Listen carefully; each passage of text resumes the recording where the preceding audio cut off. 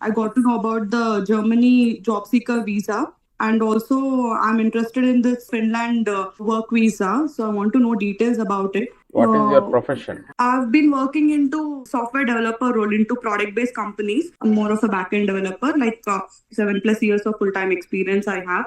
So the thing is, like the first 4 years in my career, I had experience into banking domain. Okay, good. Next four, I'm into sports domain, Okay. gaming and betting companies. Okay. So Yeah, then banking is going to be a hot cake. Then we can try for Luxembourg also.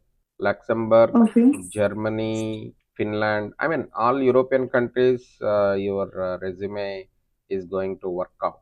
Basically, okay, in all these countries, if we start marketing, then whichever okay. employer in whichever country is interested in your profile, if that employer gives the job offer, then we can apply for a work permit.